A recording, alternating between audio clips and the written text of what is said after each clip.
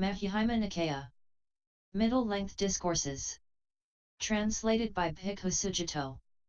Suttacentral.net. Middle Discourses 90. At Kannakatthala. So I have heard. At one time the Buddha was staying near Ajina, in the deer park at Kannakatthala. Now at that time King Pasenadi of Kosala had arrived at Ajina on some business. Then he addressed a man, "Please, Mr., go to the Buddha, and in my name bow with your head to his feet. Ask him if he is healthy and well, nimble, strong, and living comfortably. And then say, 'Sir, King Pasenadi of Kosala will come to see you today when he has finished breakfast.' 'Yes, your Majesty,' that man replied. He did as the king asked. The sisters Soma and Sakula heard this.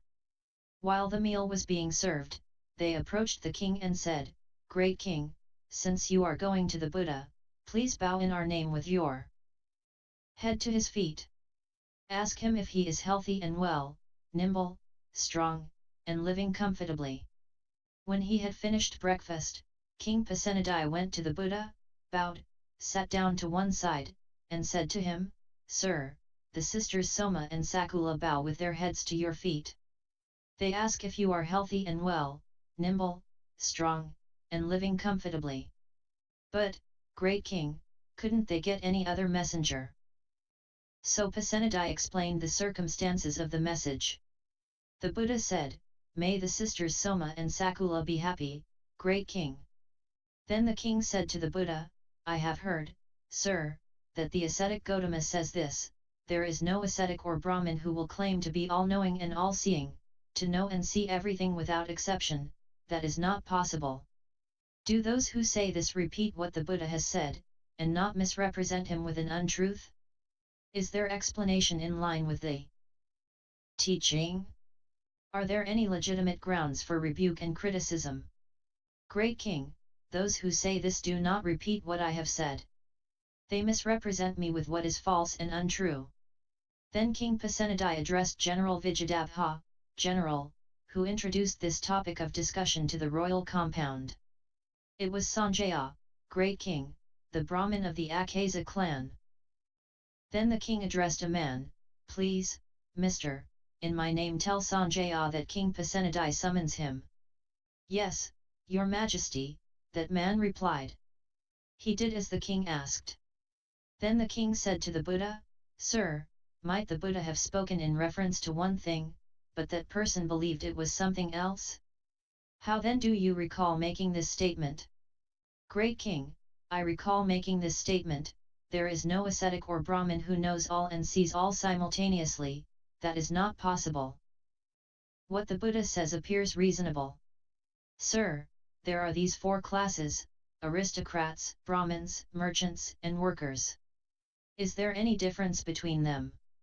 Of the four classes, two are said to be preeminent, the aristocrats and the brahmins. That is, when it comes to bowing down, rising up, greeting with joined palms, and observing proper etiquette. Sir, I am not asking you about the present life, but about the life to come. Great king, there are these 5 factors that support meditation.' 'What 5? It's when a mendicant has faith in the realized one's awakening, that blessed one is perfected, a fully awakened Buddha, accomplished in knowledge and conduct, holy, knower of the world, supreme guide for those who wish to train, teacher of gods and humans, awakened, blessed. They are rarely ill or unwell. Their stomach digests well, being neither too hot nor too cold, but just right, and fit for meditation. They're not devious or deceitful. They reveal themselves honestly to the teacher or sensible spiritual companions.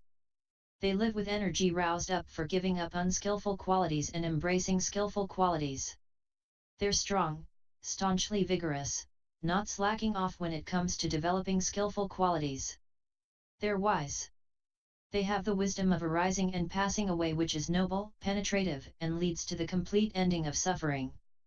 These are the 5 factors that support meditation. There are these 4 classes: aristocrats, brahmins, merchants, and workers. If they had these 5 factors that support meditation, that would be for their lasting welfare and happiness. Sir, there are these 4 classes: aristocrats, Brahmins, merchants, and workers.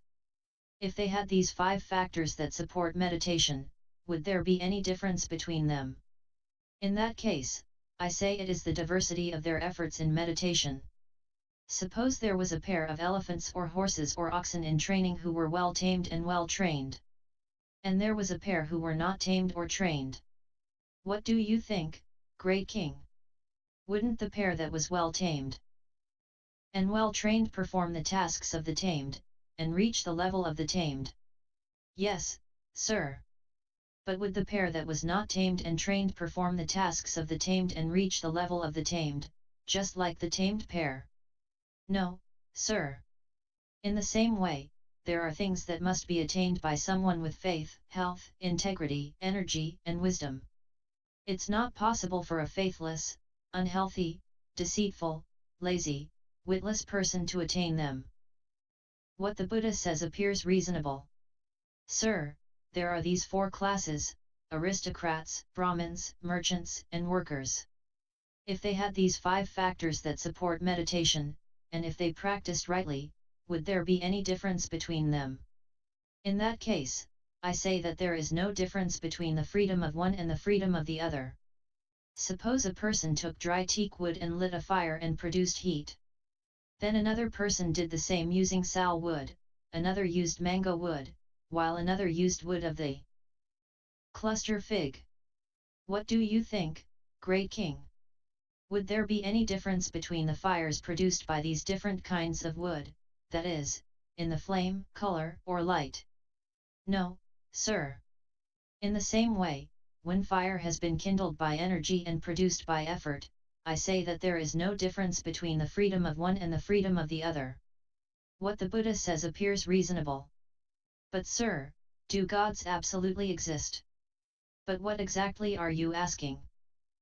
Whether those gods come back to this state of existence or not. Those gods who are subject to affliction come back to this state of existence, but those free of affliction do not come back. When he said this, General Vidudabha said to the Buddha, Sir, will the gods subject to affliction topple or expel from their place the gods who are free of affliction? Then Venerable Ananda thought, this General Vidudabha is King Pasenadi's son, and I am the Buddha's son. Now is the time for one son to confer with another. So Ananda addressed General Vidudabha, well then, General, I'll ask you about this in return, and you can answer as you like. What do you think, General? As far as the dominion of King Pasenadi of Kosala extends, where he rules as sovereign lord, can he topple or expel from that place any ascetic or Brahmin, regardless of whether they are good or bad, or whether or not they are genuine spiritual practitioners? He can, Mr. What do you think, General? As far as the dominion of King Pasenadi does not extend, where he does not rule as sovereign lord, can he topple or expel from that place any ascetic or Brahmin, regardless of whether they are good or bad, or whether or not they are genuine spiritual practitioners? He cannot, Mr. What do you think, General? Have you heard of the gods of the 33? Yes, Mr., I've heard of them, and so has the good King Pasenadi. What do you think, General? Can King Pasenadi topple or expel from their place the gods of the 33? King Pasenadi can't even see the gods of the 33, so how could he possibly topple or expel them from their place? In the same way, General, the gods subject to affliction can't even see the gods who are free of affliction, so how could they possibly topple or expel them from their place? Then the king said to the Buddha, Sir, what is this mendicant's name?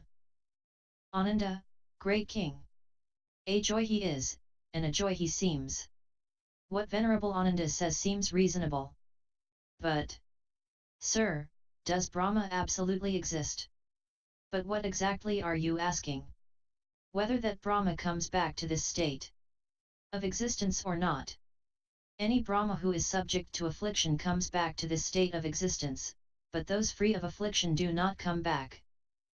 Then a certain man said to the king, Great king, Sanjaya, the Brahmin of the Akasa clan, has come. Then King Pasenadi asked Sanjaya, Brahmin, who introduced this topic of discussion to the royal compound. It was General Vidudabha, great king. But Vidudabha said, it was Sanjaya, great king, the Brahmin of the Akasa clan. Then a certain man said to the king, it's time to depart, great king. So the king said to the Buddha, Sir, I asked you about omniscience, and you answered. I like and accept this, and am satisfied with it.